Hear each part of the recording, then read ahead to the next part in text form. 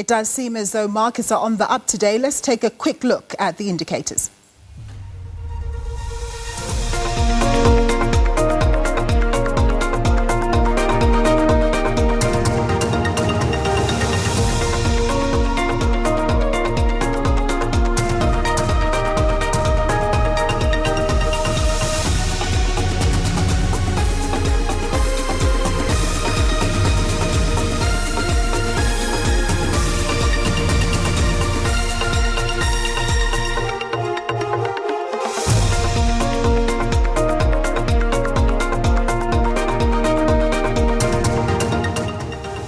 Well, to slice and dice what's happening on the markets, I'm joined by Nissan Nair. He's a portfolio manager at Sasfin Securities. Thanks very much for joining us, Nissan. Markets appear to be more buoyant today. Are there any particular reasons for this? Yeah, Nampu, good afternoon. I think after yesterday's massive sell-off, the bargain hunters eventually do come out. And I think that's kind of what we're seeing today. Obviously, a lot of the commodity prices are recovering, which is good to see. But overnight, the U.S. tech stocks, I think, finished in the green. They're followed by Asia. Asian stocks also finished off in the green this morning. So I think generally the positive sort of sentiment seems to be permeating into our markets. Of course, it has helped that the Evergrande a business actually ended up paying one of their interest payments today. So I think a little bit of reprieve there for the Chinese markets on the back of that. In terms of our local market today, are there any particular drivers that are moving the market, even though we're in full swing with the rest of the globe? And as you mentioned, resources are also looking quite good today, but is it sustainable?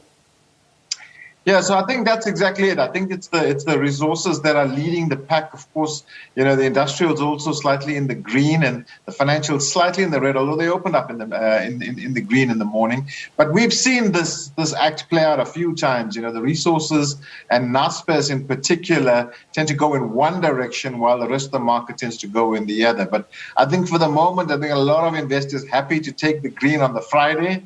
In anticipation of, what's going to be a really, I think, exciting end to the year. Nobody's quite sure, exactly how to position oneself in the light of the sort of higher inflation expectations that are coming through now for 2022.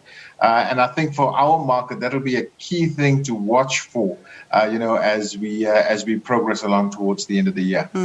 It does always sound rather strange, but COVID-19 has been not so pleasant to the medical industry or aspects of it. And of course, we've had Netcare come out with some results. What are they telling the market, or at least a trading update? Yeah, so it seems to be quite positive. Obviously they compared, took a long time to compare the 2020 year to the 2021 year, but they actually call it the 2022 year because it's the way they report these numbers, these financials. Massive increase in the amount of patients that obviously checked in. They are pointing to a much more improved financial performance. Of course, they've been very busy, but just on the patient numbers, mentioning that they've been very as you can imagine, intimately involved in the whole COVID-19 pandemic, as a lot of the hospital and healthcare businesses across the world have been. But they seem to be quite positive that they've, managed to make several breakthroughs and looking to grow their business, into the next few years. Obviously, based on the impact it's had, the COVID-19 pandemic has had in the last year and a half. Yeah. And lastly, Aspen, obviously they're producing Johnson & Johnson at the moment, but that's not all they produce. What are they saying? I understand that they've disposed of one of their assets. Yes, they've sold a few of their drug brands.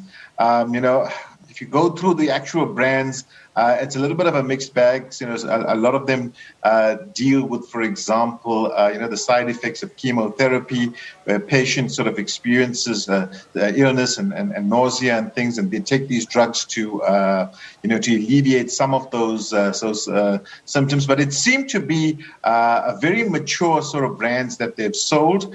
They obviously, Aspen is a company that wants to focus, on building newer brands, building a bigger footprint on their newer brands. So this didn't fit necessarily into their sort of a profile of products. I think they sold it for about 1.6 odd billion, which is, I think investors will be very glad to hear. Hopefully that money gets used to pay down some of their enormous debt, which has been a drag on the share price for several years now. But I think, well done by the company. And, hopefully we'll hear more, we'll hear about more disposals that they do along the way. Thanks very much, Nissan. Always a pleasure talking to you. Nissan Nair is a portfolio manager at Sasfin Securities. We'll have more news for you after a short break.